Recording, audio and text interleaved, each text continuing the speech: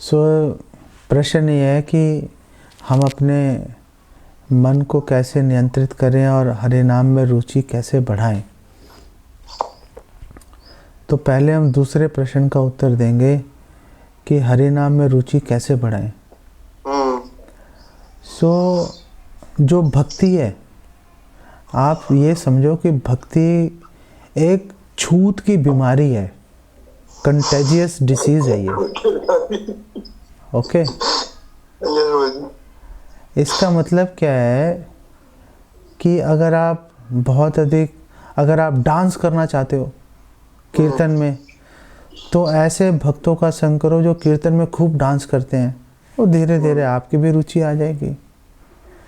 अगर आप ग्रंथों को पढ़ने में आप प्रभुपाद के ग्रंथों को बहुत अच्छे से पढ़ना चाहते हैं, तो ऐसे भक्तों का संग करो जो प्रभुपाद के ग्रंथों को बहुत अच्छे से पढ़ रहे हैं। उनका संग करोगे, उनसे डिस्कशन करोगे, चर्चा करोगे, तो आपकी रुचि स्वाभाविक रूप से ग्रंथों को पढ़ने में आ ही जाएगी। इसी प्रकार से अगर आप हरि नाम में रुचि बढ़ाना चाहते हैं, तो आप जो भक्ति में गंभीर भक्त हैं, जिनको आप देख सकते हो कि ये बहुत अच्छे से जप कर रहे हैं, हरि नाम में इनकी रुचि है, हरि नाम में इनका दृढ़ विश्वास है, आप ऐसे भक्तों का संग करेंगे, उनसे शिक्षाएं लेंगे, तो आपकी हरि नाम में रुचि आ जाएगी। थैंक यू भाई। अब पहले प्रश्न पे आते हैं। पहला प्रश्न क्या था आपका, भूल गया मैं। मन को नियंत्रित कैसे करें, मन को कैसे कंट्रोल करें। करेक्ट, मन को नियंत्रित कैसे करें। तो भगवान कृष्ण, देखो इसके बहुत सारे आंसर हैं, मन को नियंत्रित कैसे करें, लेकिन भगवान कृष्ण इसके बारे में एक ही बात बोलते हैं, परम दृष्ट्वा निवर्तते। अगर आपने अपने मन को नियंत्रित करना है, तो हायर टेस्ट, जो उन्नत रस है, उसमें आप अपनी रुचि जागृत करो। जब उन्नत रस में आपकी रुचि जागृत हो जाएगी, तो उसके माध्यम से आपको स्वतः, आपको अलग से कोई माइंड कंट्रोल टेक्निक्स लगाने की कोई आवश्यकता नहीं पड़ेगी। परम दृष्टवा, जब आप हायर टेस्ट, जब आप भक्ति रस का अधिक से अधिक आस्वादन करेंगे, धीरे धीरे आप देखेंगे कि आपका मन ऑटोमेटिकली एक जगह पे लग जाता है। हम लोग आज हम लोग ये सोच रहे हैं कि कैसे हम भगवान का स्मरण कर पाएं, लेकिन जब आप अच्छे से भक्ति करोगे, भक्तों का संग करोगे, तो धीरे धीरे आप ये सोचना शुरू कर देंगे कि अरे मैं भगवान को भूल तो नहीं गया, मैं भगवान को भूल तो नहीं गया। आप जितने भी आप उन्नत भक्त हैं, जिन्होंने भगवान के दर्शन किए, वो लोग भगवान से एक ही चीज मांगते हैं, घुमा फिरा के।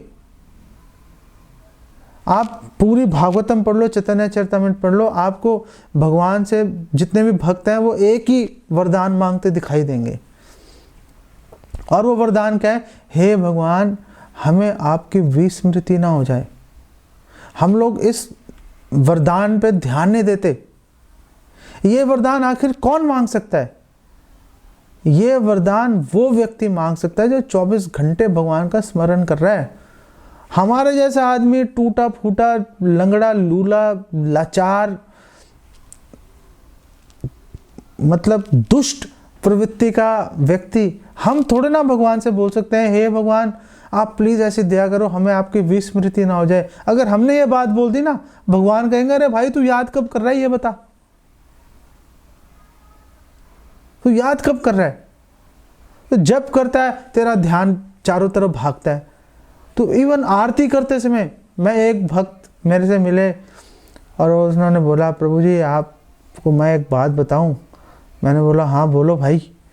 कह रहे जब मैं आरती करता हूँ तो मेरे मन में आरती करते समय भी बड़े गंदे गंदे कई बार विचार आ जाते हैं। तो मैंने उसको बोला वो विचारों को आने दो, आरती मत छोड़ना, ये आरती से बच जाओगे तुम धीरे धीरे। मन पे कंट्रोल नहीं है ना हमारा, मन पे कंट्रोल नहीं है। तो विस्मृति ना हो जाए, ये बात वही भक्त मांगेगा जो 24 घंटे भगवान का स्मरण कर रहा है, इसमें बाधा नहीं आ जाए।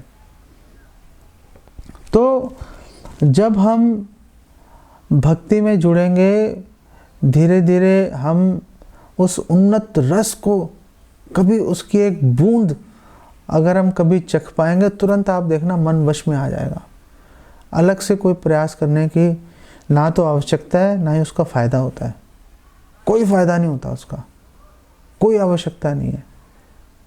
पूरा ध्यान आप अपनी भक्ति को बढ़ाने में, पूरा ध्यान भगवान की सेवा कैसे बढ़ानी है उसमें लगाओ, फिर देखना आपका मन अपने आप नियंत्रित हो जाएगा। एक बार आपको एक बात बताता हूँ, हालांकि वो सनातन धर्म से बाहर की बात है।